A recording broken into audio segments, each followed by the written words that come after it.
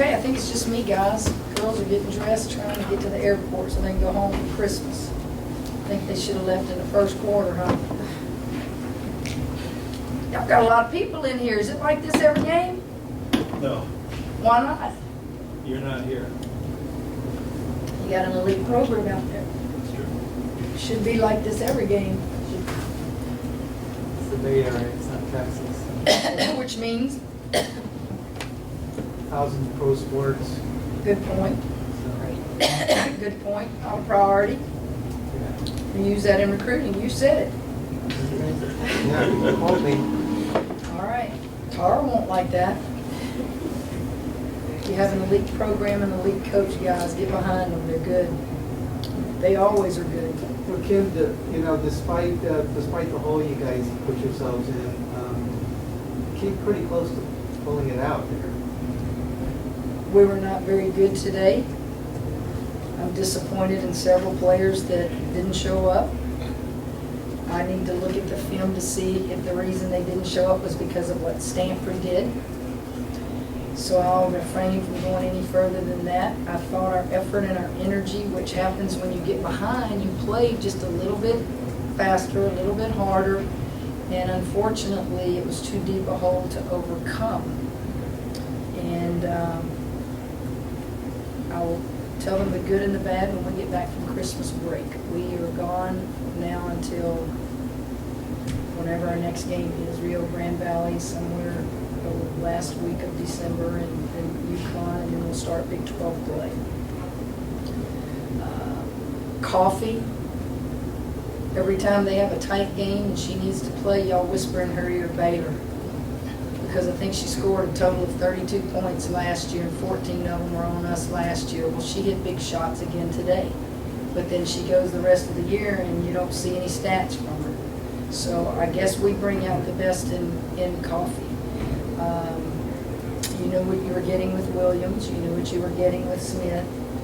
But I thought when we cut the lead, we did make 2 or 3 hard defensive stops there, and they hit big shots. Carrington hit one contested, Coffee hit one, and then I'm not sure we were out of bounds on that baseline. I'd have to go look at that. When Juicy Landry got that rebound, those were 3 back-to-back-to-back stops. But they made 2 outstanding shots with the shot clock winding down. Both teams got off to a slow start, and then it kind of, Stanford kind of took over. But then when you're talking about, you sort of got back into it, but that was on the backs of your guards. Can you talk a little bit about that? Well, listen, everybody we play is going to pack the paint. That's not the first time we've seen that. We saw it at South Carolina. We've seen it all throughout conference play. I thought that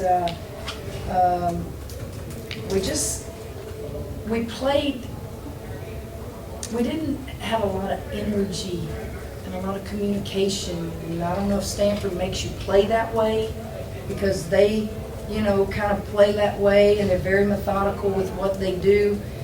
But it was uncharacteristic for several of our players to play the way they did today. And so consequently, you give those 5 freshmen a chance to get a little experience, and they might cost you. They may not be ready somewhat, but if they do it with effort, they're gaining valuable experience so that someday they'll be in that situation for more than just a role. So, Coach, it was a close first quarter, and then you guys got down as much as 18. So what were you saying to them either at halftime or third quarter to say, how are we in this predicament as the number 3 team in the country? Well, I don't get into it like that. Polls are someone's opinion, and we're still going to be considered a good team no matter where we're ranked. I just talked to them about what's taking place on the floor. How can I help them? Why is this not working? But mostly at halftime, it was just a case of you don't say a whole lot. You don't say a whole lot. Let them think about it. Kim, with 124 to go after the Richards turnover, they got the clock down to 51, and you didn't foul. You They got the ball with 37 seconds left, got it down to 11, you didn't foul. Why not? Well, I thought we could make defensive stops, and I thought if we fouled them at that point, were they not shooting? I think they were in the bonus. And we had cut it to single digits. Didn't really want them to go up 10, 11. If we could make a defensive stop and get it back, get a steal, get a rebound, quick shot. 3-4 point game, maybe. 8, 10, 9, I think is what it was. 7. Yeah, 7, 8, 9. There was enough time there to come back down, hit a 3, and maybe foul quickly there. Just didn't think there was an urgency to do it at that point. It's kind of like a lot of coaches and fans believe that you foul when you're up 3, and they're coming down to tie the ball game and put them at the foul line. I don't believe in doing that. I don't think it cost us the game. I think it was just make them play hard, see if we can get a steal, defensive stop here. Didn't call any timeouts today either. So gotta grow up, and I can analyze a lot of things, but what good would it do? They deserved to win the game. They played better than we did. They were more physical than we were, and I just chose not to, I guess. Best answer I can give you. Kim, obviously a lot of teams will pack a pin on you, but to have not just the size that Stanford has that matches up, but also the depth of people, and they can throw 4 or 5, 6, 3, 6. Their length, yes, you're exactly right. Their length altered some shots on our guards when they got good opening looks. Their length would come at them and make them alter shots. Absolutely, it did. And even with the bigs, when you get offensive rebounds, only have 3 second chance points. On top of that, I guess, do you kind of chalk that up kind of also to the challenge of the opponent today that they are? Well, I thought every time Kalani Brown touched the ball, she was surrounded by not 2, but 3.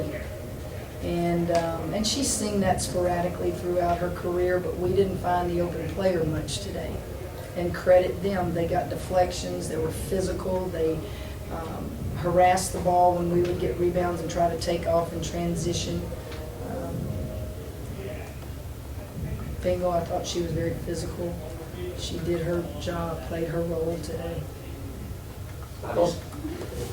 So, Coach, despite the disappointing result, how do you ladies like coming out here to Baylor in California?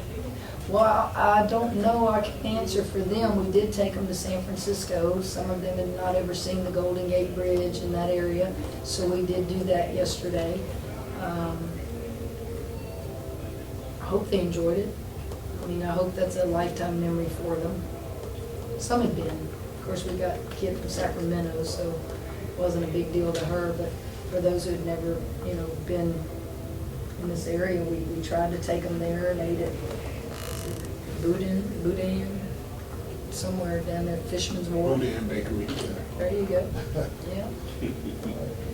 Given that they were shutting down Kalani early on, right away, is there anything you tell her during the game to sort of try to handle all that defensive pressure, especially now the conference season coming up? So That's where your other post player with the style of offense that we run, we need to go to her side and bring Kalani up high. Kalani can shoot the perimeter shot.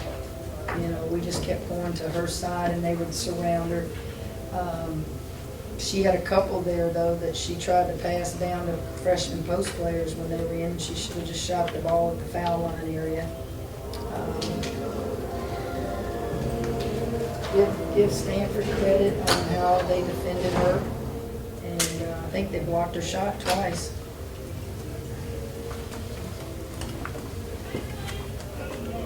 All right, good. You're good? All right, guys. Thanks, Coach. Thank you. Good to see you out here. All right, you bet.